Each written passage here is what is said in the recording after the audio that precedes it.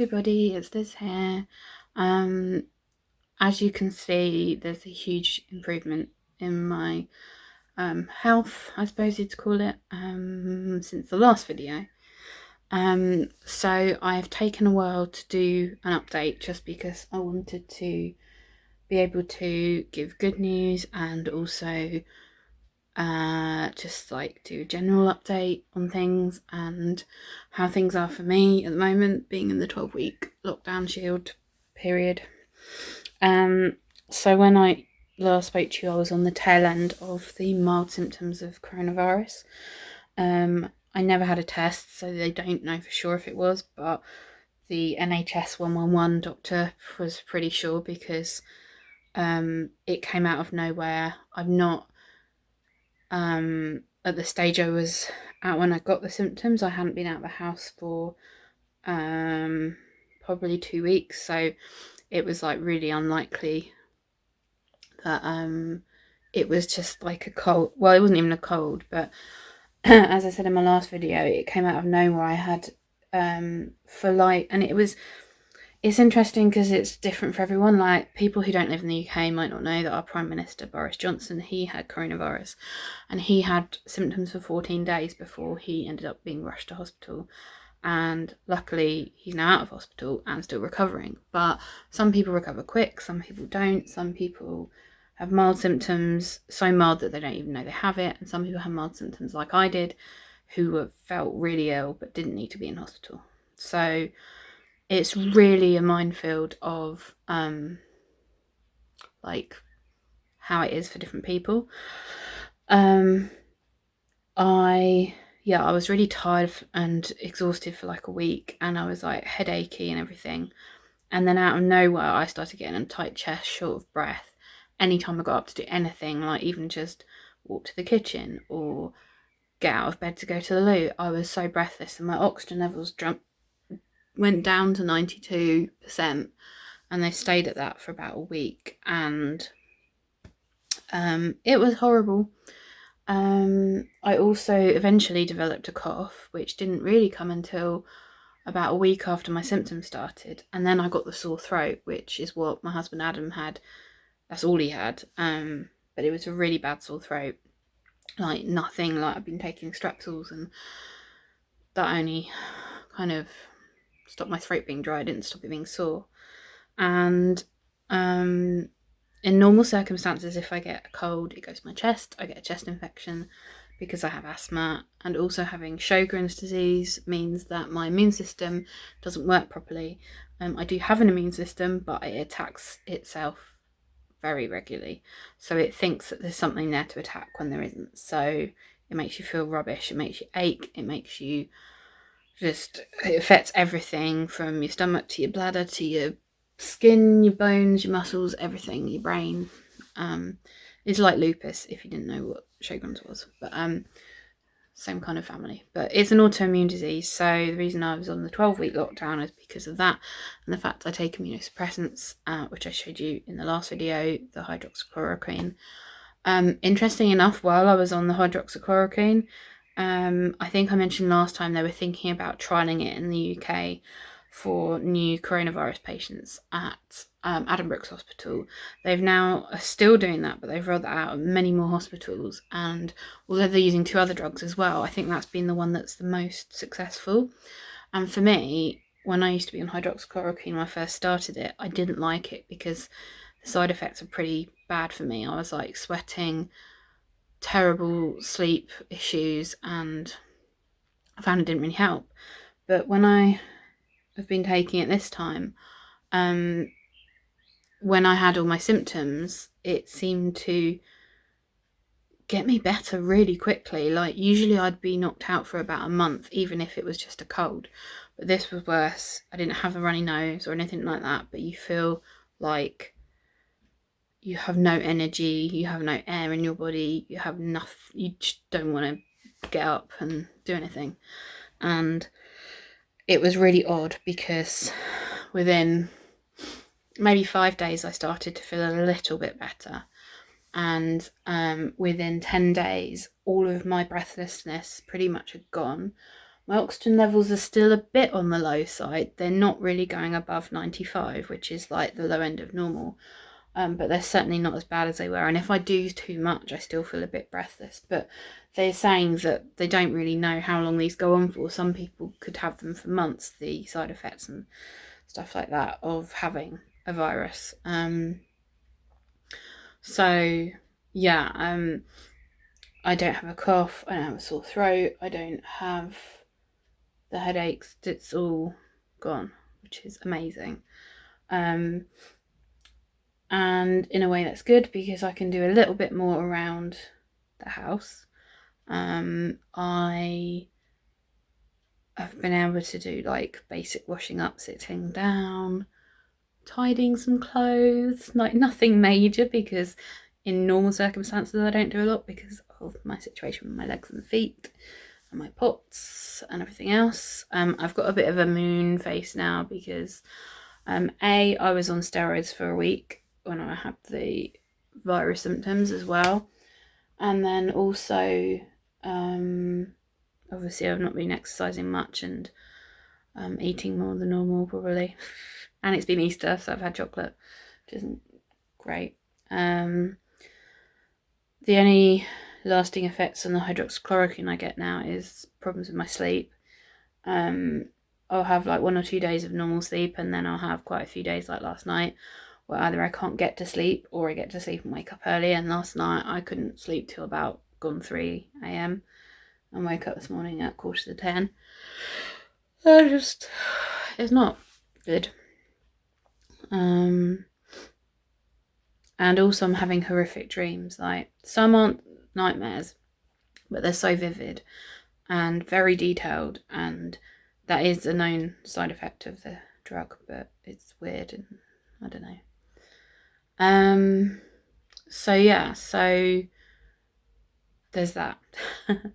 I'm still frustrated because I'm seeing more and more people with chronic illness suffering as a result of the coronavirus. Now, I'm not complaining because I know the coronavirus is very serious and all of the doctors and nurses are doing amazing jobs. We've been clapping every Thursday night, all of our street, especially last week was amazing. Like, the amount of cheering and clapping was great. But a friend of my dad's, he's had for way before the coronavirus, back last year, he was found to have a heart problem, and they said he needed surgery at Patworth, which is a heart and lung hospital in Cambridgeshire. And in the meantime, to keep him alive, they gave him a stent, and they said he would have his operation as soon as possible. But then this hit, and he got really unwell recently, and they found 4 blockages in his heart.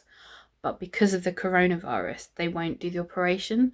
So basically they've said, don't leave the house because you could die. So I think the only way his operation would happen now is if he actually collapsed and had a heart attack, and they'd have to do emergency surgery, which I think is horrific for his family, including him, because although the coronavirus takes priority over a lot of things, people are going to die because of other reasons. I know someone who's had their operation cancelled 6 times now because it's deemed not urgent, but for them it's affecting them mentally and physically. And I know people who want to commit suicide because they either their health has got so bad because they haven't had their regular checkups and appointments, or mentally because they haven't seen their family, or they live on their own, or because their treatment's being postponed, they just can't cope and they'd rather die. And it's horrible. And I think the fallout from the coronavirus, even if they get a vaccine and manage to stem the virus and get rid of it, is just going to be a huge problem afterwards, because you're going to have all these people with chronic illnesses, including myself, needing appointments and operations and treatments and procedures and all sorts of things. And because it's almost like, if you don't, like me, for example, I haven't been able to exercise for years, it takes a very long time to build it up slowly to get to a point where you can maintain it. And that's the same with a lot of people's treatment for illnesses. If they're not having physio, or they're not having infusions or anything like that, then you basically going to start from beginning again, which is horrible.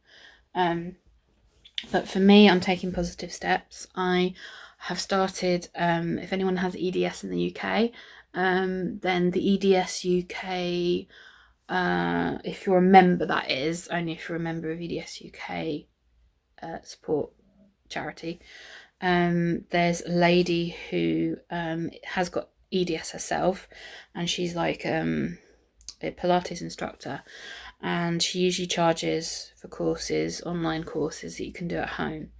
But because of the coronavirus, she's actually released a course that is worth £60 for free until the end of June. If you go on her website, I'll put the link in the description below. She's called Jeannie de Bon. You can follow, it's called Strengthening Your Core, because I have like hardly any core left, and also it's just something to keep us going.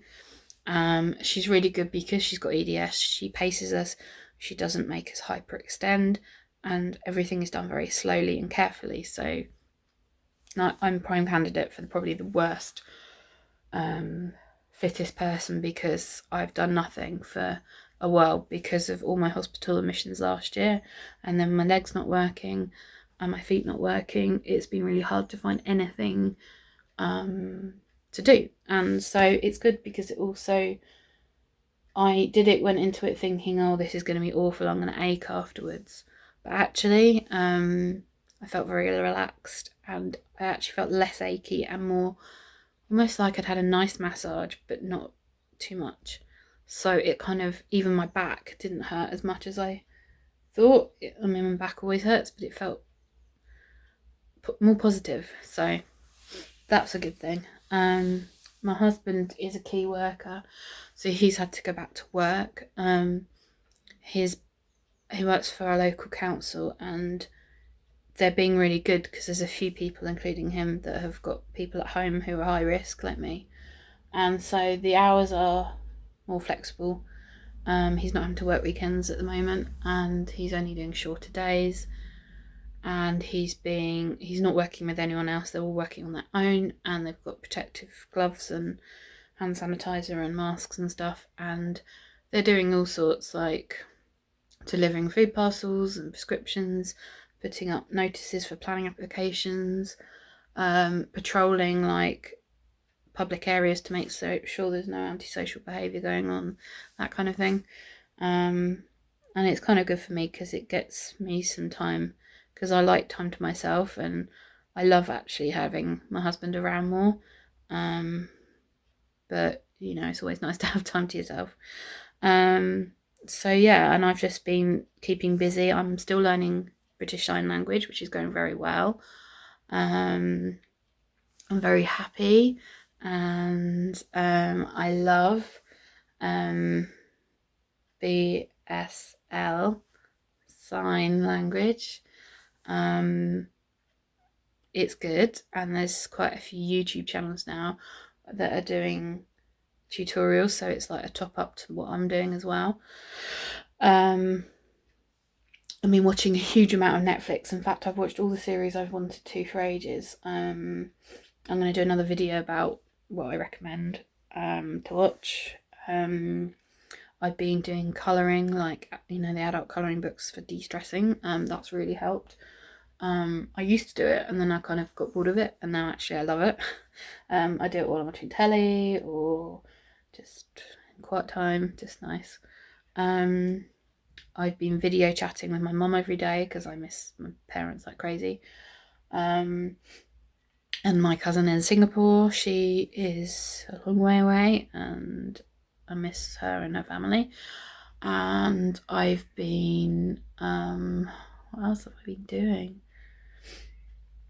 Watching YouTube, all the exciting stuff. I have been doing, like, keeping everything clean, like sanitizing door handles and things like that. We have a routine with my husband when he comes home, because we live in such a small bungalow, it's impossible to not be near each other. So he has a cardboard box by the front door and just inside, and as soon as he comes home, he puts his work clothes in that, goes and has a shower, puts casual clothes on, sanitizes all his work stuff, and then we can hug. So there's a routine there, which is good. The Easter weekend we didn't really do anything because there was nothing to do. Luckily we'd already thought about Easter eggs, so we had those. It's really odd because like in the UK there's so many changes, but I'll probably do another video about that because this is long enough. But just to let you know, I'm okay. I'm not going insane. I'm used to being isolated with my illnesses, especially after last year in hospital. So yeah, so I hope wherever you are in the world you're keeping safe, social distancing yourself. If you're shielding, then if you get bored, you can watch the video. I'd appreciate any likes or subscribe to the channel because I'm going to be posting more now I'm better. So yeah, so I'm probably gonna do some colouring, and I want to watch Ladybird on Netflix, so that's what I'm going to do this afternoon. So I'll speak to you all soon. Take care, bye.